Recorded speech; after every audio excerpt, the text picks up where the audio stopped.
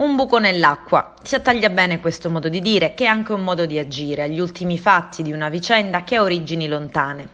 Ieri l'Assemblea Territoriale Idrica si è riunita in presenza per scegliere tra i 18 curriculum pervenuti i nomi dei 3 componenti del Consiglio di amministrazione della struttura che guiderà l'acqua pubblica in provincia di Agrigento. Nulla di fatto, alcuni sindaci hanno lamentato di non aver ricevuto la lista dei nomi e dunque fumata nera. La seduta ha preso atto velocemente dei curricula ad oggi pervenuti è stata rinviata a domani, mercoledì 7 luglio. Fumata bianca invece per la scelta della denominazione della consortile, AICA, Azienda Idrica Comuni Agrigentini. Ma tornando a parlare di buco nell'acqua, sembrerebbe che non si sia trovata la quadra sui 3 nomi del Consiglio di amministrazione che guiderà la consortile. Il problema sembrerebbe essere racchiuso nel fatto che almeno in 5 sarebbero da ritenere opportuni. Rimbalzano i cognomi Cantone, Macedonio, Marinello, Castellino e Vassallo. Una sua chiave di lettura alla storia a margine dell'Assemblea dell'Ati la dà il deputato regionale e sindaco di Montevago Margherita La Roccaruvolo, che commenta: ancora una volta sembra che la politica voglia prendere il sopravvento su scelte che invece devono basarsi sulla meritocrazia. La politica, prosegue La Roccaruvolo, deve stare lontano dalla gestione del servizio idrico nella nostra provincia. Vi erano già 2 curricula che potevano essere presi in considerazione, ma altri hanno sostenuto che la terna deve essere al completo. E come se non bastasse, arriva l'allarme del commissario Gervasio Venuti, che mina i già precari equilibri che tengono in vita l'efficienza del sodalizio che gestisce l'acqua in provincia e nella città capoluogo. Venuti parla di incompatibilità con la continuità del servizio pubblico essenziale in un documento inviato alle massime autorità provinciali subito dopo la decisione del Tribunale fallimentare di qualche giorno fa, che impone a Girgenti Acque l'esborso di somme esorbitanti per pagare debiti pregressi. Insomma, c'è il rischio fondato che non venga più erogata l'acqua nelle case delle famiglie di quasi tutta la provincia.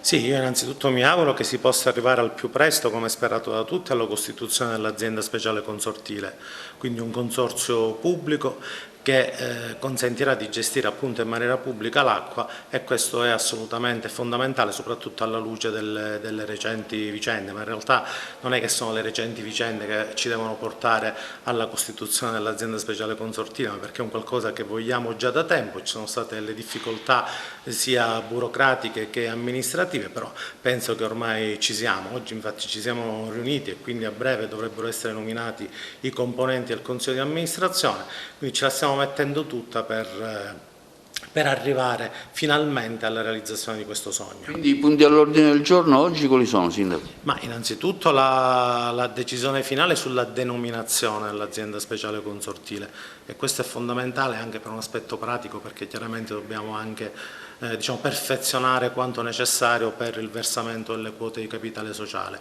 Quindi nel momento in cui si deciderà la denominazione si comincerà a discutere dei componenti del Consiglio di amministrazione, che spero siano delle professionalità che abbiano appunto le caratteristiche che consentono di fare una buona gestione. Quindi anche noi abbiamo il compito di andare oltre quelle che sono state le scelte che magari in passato hanno caratterizzato chi ci ha preceduto. Quindi l'obiettivo di noi sindaci è individuare delle professionalità che consentano una sana e prudente ed economica gestione della risorsa. Poi dovrà essere nominato un presidente dell'assemblea dell'azienda, che dovrà essere individuato tra i sindaci, e quindi questi sono i momenti fondamentali che ci devono portare al notaio per mettere nero su bianco la costituzione dell'azienda, e quindi un primo atto concreto e decisivo. Insomma, lei vede bene il futuro anche per i lavoratori di Girgenti Acque? Ma è chiaro che bisogna fare tutto quanto è necessario, salvaguardare il posto di lavoro di chi per anni ha naturalmente dato un po' il proprio contributo, indipendentemente da quelle che sono le vicende all'atere, ma non solo, anche più dentro la situazione. Quindi è chiaro che l'obiettivo dei sindaci è quello di fare in modo che venga costituita un'azienda sana e costituire un'azienda sana significa utilizzare le professionalità che in qualche modo appunto già hanno un'esperienza, un know-how, un feedback lavorativo che consenta la migliore gestione, però anche questo è un discorso che dobbiamo fare tutti insieme, naturalmente sarà approfondito dal Consiglio di amministrazione in maniera più concreta, però è chiaro che l'obiettivo è quello di, non possiamo permetterci in un momento così complicato di togliere lavoro, ma il nostro obiettivo è quello di salvaguardare i posti di lavoro, ma contemporaneamente dobbiamo garantire il buon funzionamento di un'azienda, quel principio di sana e prudente gestione che nel passato non c'è mai stato. Questo è un grande traguardo, finalmente siamo arrivati ai nastri di partenza per questa nuova azienda speciale consortile pubblica. Oggi si deciderà il Consiglio di amministrazione, il nome della società e giorno 9 si farà l'atto notarile di vera e propria costituzione.